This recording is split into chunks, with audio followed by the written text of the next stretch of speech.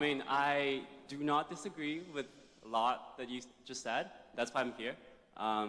Yeah, so let's talk about institutions, because you're saying we should not blame the institutions. I have an example, and please tell me why you think, that person, per se, is not victimized. So let's start with the beginning of a life. You're a baby, you were born into a really poor family, in a really poor community, where the school is not good. Where crimes are high. You as a baby, I think, you're quite helpless there. And I would, according to my thinking, I would say that's quite unequal. And that is, I feel like that person, because if you think about education, that should be a public good. In my opinion, it should be provided equally in all communities instead of just based on how rich your house is. Just could you respond to that? So so if I'm getting your question straight, because there's a bit of an echo here. Yeah. So you're suggesting that children grow up in unequal circumstances because of the school district they go to. Not all schools are equal. There are a lot of public schools that are garbage, and so kids don't have an equal access to success. Yes, and I feel like in my world, in my political thinking, I think that is inequality, and that is institutions failing people. So I agree with you that not all public schools are good, and I agree with you that there is such a thing as inequality. Of course there's such a thing as inequality. We're not all born in the same place. We're not all born equally intelligent. We're not all born with equal gifts. Some of us are born smart but short and will never play in the NBA.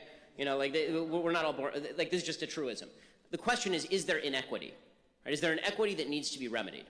And the question then is, what's the best way to remedy that inequity? So when you say that there's inequality, is that because there are a bunch of rich people who are screwing those poor kids out of a good school? I don't think so, because we're spending oodles of money in the public schools, particularly in poor areas, and it's not paying off very well.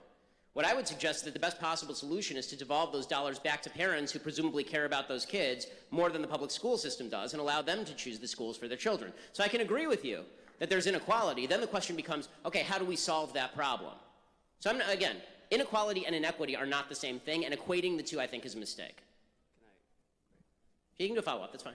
Thank you. So I feel like, if we're getting really scholarly and academic here, that is exactly what Rousseau is saying, essentially talking about natural inequality and contrived inequality. Natural inequality would be inequality that you're saying, inequity would be the contrived one. And I feel like now in our society, the institutions is contributing to the ultimate contrived inequality, in the sense that children just do not have access to the same level of education.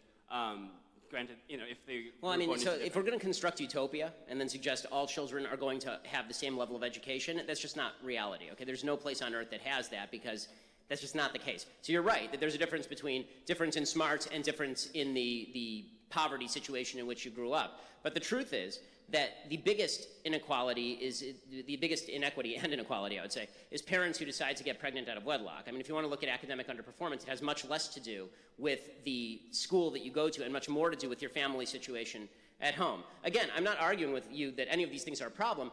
The question is, quote unquote, who's to blame? And I think this is where we get into a problem in politics, because the idea is that the person to blame must be the rich guy down the street. I don't think it's the rich guy's fault. I think that there are certain things in life that just aren't fair. And then the question becomes, okay, how do we maximize opportunity without invading the rights of somebody else? And I think the easiest way to do that is to let people keep more of their own money and to do more to privatize the school system and give people more choice.